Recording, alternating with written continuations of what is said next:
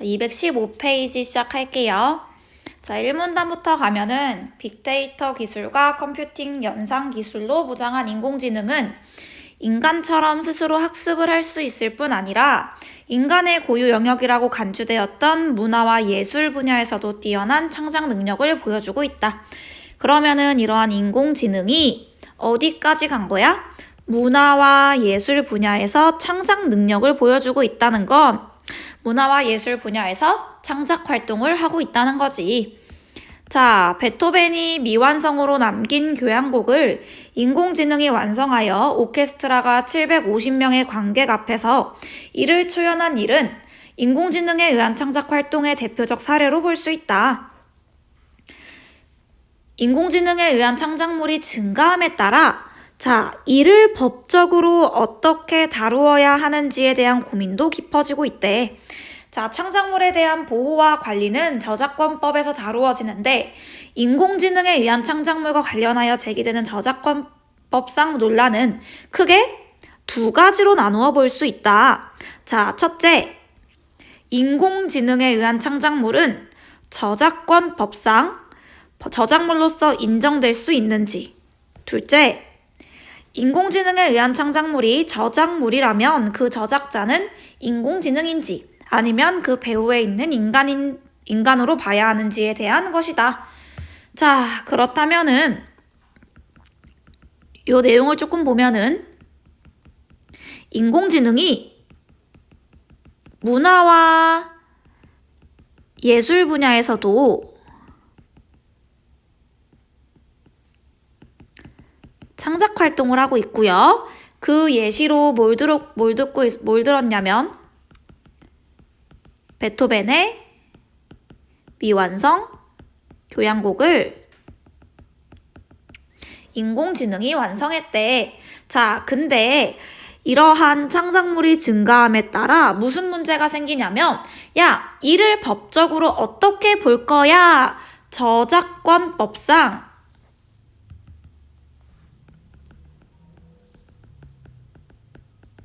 논란이 생기고 있대. 자, 그래서 이러한 논란은 크게 두 가지로 볼 수 있는데 첫 번째, 인공지능에 의한 창작물이 그래서 인정은 될 수 있어? 라는 거, 첫 번째.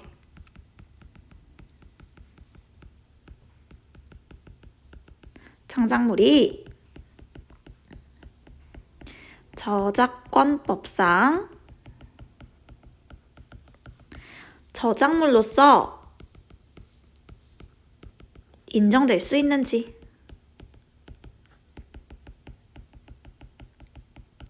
이게 첫 번째 논란이고요. 자, 두 번째. 자, 만약에 창작물이 저작물이라면, 그래, 1번까지 인정했다면, 그러면은 그 저작자는 도대체 누구야? 라는 문제가 생기죠. 그래서 인공지능에 의한 창작물에 저작자는 누구인지. 자, 만약에 저작물로 인정이 됐다면 그 저작자는 인공지능이야? 아니면 그 배후에 있는 인간이야? 이런 문제가 생기죠. 자, 그래서 이 문단으로 갈게요. 저작권법 제2조에 의하면 저작물은 인간의 사상 또는 감정을 표현한 창작물을 말한대. 자, 그러면은 저작권법 제2조에 의해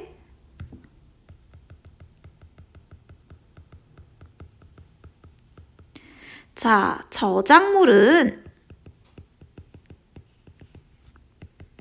첫 번째, 인간의 사상이나 감정을 표현해야 되고 그러면서 창작물이어야 된대. 그래서 첫 번째 조건이 있고요. 두 번째 조건이 있어요. 이 모든 걸 만족을 해야 된다는 거. 자, 이에 따르면 저작물의 성립 요건은 나와 있어요. 인간의 사상이나 감정의 표현과 창작성이다. 자, 그렇다면 인공지능이 만들어낸 창작물은 저작권법상 표현 기준을 충족할 수 있는가? 이에 대해 먼저 인공지능이 과연 인간의 사상이나 감정까지 표현할 수 있을 것인가에 대한 의문을 제기할 수 있다. 자, 그러면 첫 번째 거에서 자, 그래서 인공지능이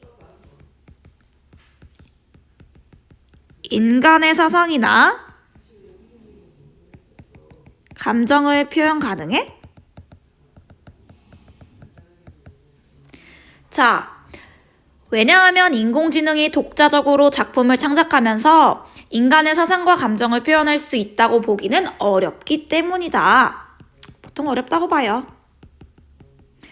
자, 이에 대하여 인공지능이 만든 작품이 인간의 마음과 머리를 감동시킨다면, 근데 인간을 감동시킨다면 인간이 만든 저작물과 전혀 다를 바가 없다는 견해도 있대. 그래, 가능하다고 보는 견해가 있대. 자, 인간이 만든 저작물과 다를 바가 없는 견해. 이 견해를 하지만 인공지능이 만든 작품에서 우리가 어떤 사상이나 감정을 느꼈다 하더라도 이 견해를 받는 거야. 만일 작품 제작에 인간이 전혀 관여하지 않았다면 그것을 인간의 사상과 감정을 대변한 것이라고 인정할 수는 없다. 여기서 작품 제작에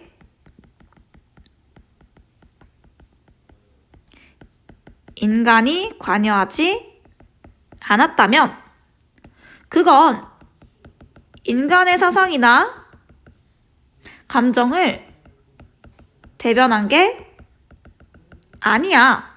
그렇다면은 저작권법상 보호가 어렵다는 거.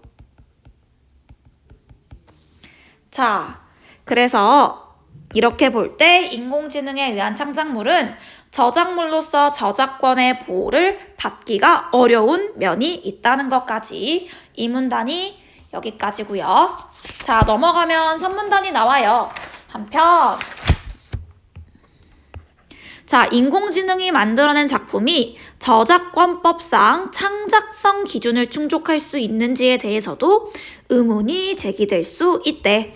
이것은 창작성의 정의에 따라 달라지는데, 자, 그러면은 두 번째, 창작성의 기준 충족 가능한지를 물어보고 있지. 그래서 우리 저작권법 제2조에 따라 저작물은 인간의 사상 또는 감정 그리고 창작물이어야 돼. 우리 첫 번째 문제가 이 문단에 나왔다면은 자, 두 번째 문제는 3문단에서 다루고 있죠. 자, 그래서 창작성의 기준을 충족 가능한지. 자, 그럴 때 창작성의 정의에 따라 달라질 수 있대.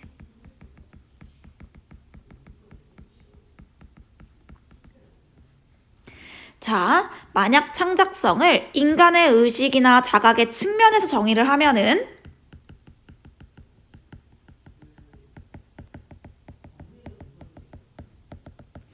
인공지능이 아무리 정교해진다 해도 창작성이 인정될 수 없다.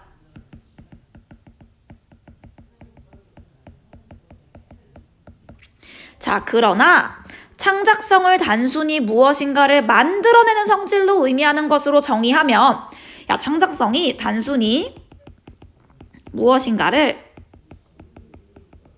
만들어내는 성질이라고 정의를 하면 창작성을 인정받을 수 있다라고 나와 있죠. 자, 하지만 인공지능이 기존의 작품에 단순하고 반복적인 변형만을 가한 경우부터 시작해서 창작성을 인정받을 수 있을 만큼 창의적인 형태로의 변형을 가했거나 아니면 전혀 새로운 작품을 만들어낼 수 있는 수준에 이르기까지 다양한 인공지능의 수준과 알고리즘이 있을 수 있기 때문에 창작 요건에 대해서는 충분한 논의가 뒤따라야 돼. 자, 인공지능은 다양한 알고리즘이 있어. 다양하단 소리지. 그러니까 우리가 그걸 어디까지를 볼지, 이 요건을 얼만큼을 볼지에 대한 충분한 논의가 필요하다는 거.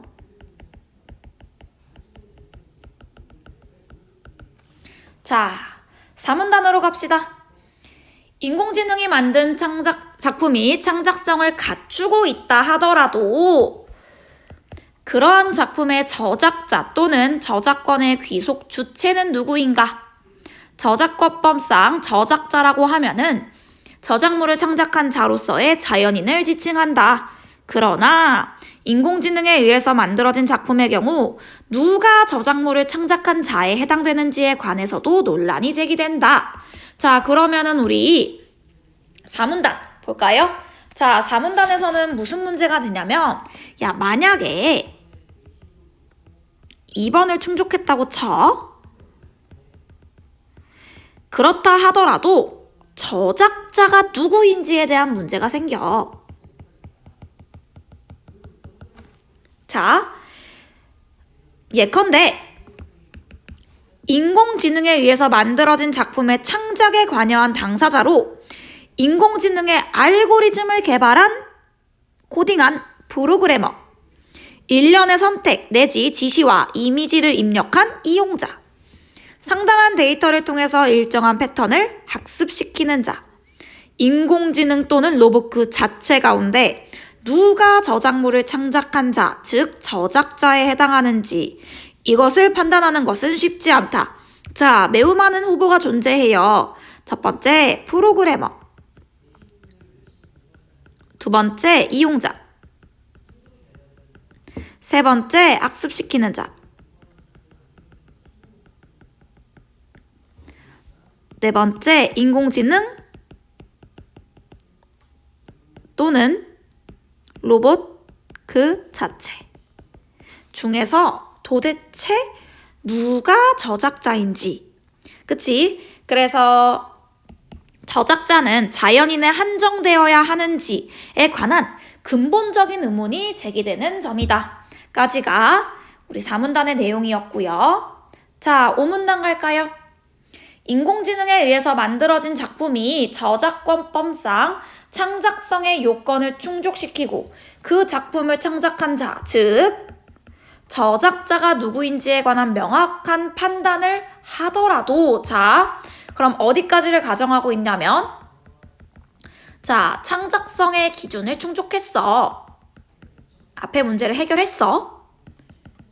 그리고 또 저작자까지 판단을 했어. 3, 4문단에 제기된 문제를 다 해결했다고 가정하더라도, 자, 그 저작자에게 반드시 저작권이 귀속되어야 하는지의 여부는 또 다른 문제이다. 또 다른 문제가 생긴다는 거야. 자, 무슨 문제가 생기냐? 저작자에게 반드시 저작권이 귀속되어야 하냐? 이거에 대한 문제가 생기죠. 자, 특히 저작권을 창작 촉진을 위한 수단으로 보는 공리주의의 관점에서 보면은 저작권 귀속 문제는 창작의 촉진이라고 하는 법 목적 달성에 가장 효율적인 귀속 주체를 찾는 과제일 뿐이다. 자, 그러면은 이거를 공리주의 공점으로 보면은 그냥 요거는 저작권을 단순히 창작 촉진을 위한 수단으로 보고 있어.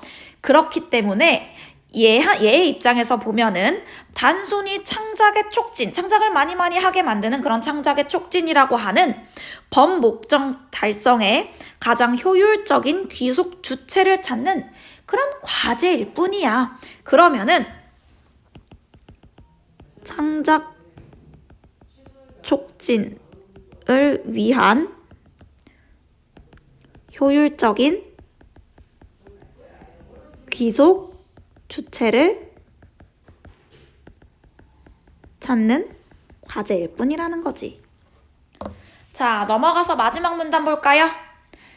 자, 한쪽에서는 인공지능에 대한 투자 보호와 산업 진흥을 위하여 인공지능에 의한 창작물의 저작권 보호를 주장하고 있다. 자, 한쪽에서는 뭘 주장하고 있냐면 인공지능에 의한 창작물에 저작권 보호를 주장하고 있대. 자, 그럴 때 인공지능이 만든 창작물에 대한 저작권을 보호함으로써 인공지능 산업의 경제적 이익을 증진하여 사회의 효용을 높일 수 있다는 것이다. 그러면은 이 사람들의 의견은 뭐냐? 자, 저작권을 보호해. 그러면 경제적 이익이 생기고, 그래서 사회 효용이 높아진다는 거. 그러나 배타적 권리인 저작권을 대량의 창작물을 생산해낼 수 있는 인공지능에 부여할 경우 독점화로 인한 부작용이 발생할 것임을 지적하는 사람들도 있다. 자, 그러면은 만약에 이렇게 했을 때, 인공지능에 저작권을 부여했을 때 독점화로 인한 부작용, 또 다른 문제가 생기는구나를 알 수 있지. 하지만 인공지능에게 저작권을 부여할 시 독점화로 인한 부작용이 생길 수 있어. 자, 부작용이 뭐냐? 조금 보러 가면요. 자, 인공지능은 스스로 학습을 통하여 다양한 창작물을 인간보다 훨씬 빠른 속도로 대량으로 창작해내기 때문에 향후 창작 활동의 범위가 위축될 수 있다는 점에서 인간이 잠재적 피해자로서의 위치에 놓이게 될 위험이 내재되어 있다. 자, 인공지능은 이거 맞는 거지? 빠른 속도, 그리고 대량으로 창작을 해.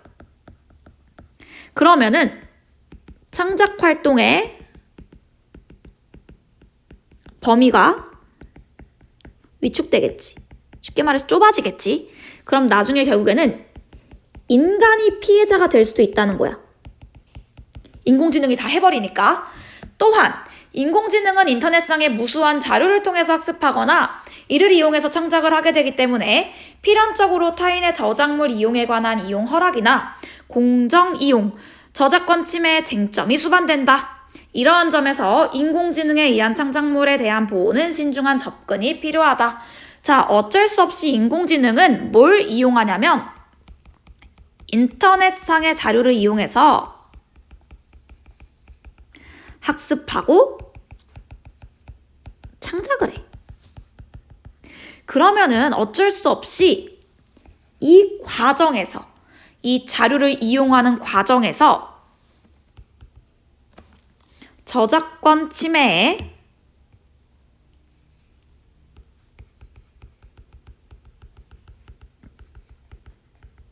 쟁점이 수반된다는 거. 이러한 이유로 조금 신중한 접근이 필요하다까지 마무리하고 있죠.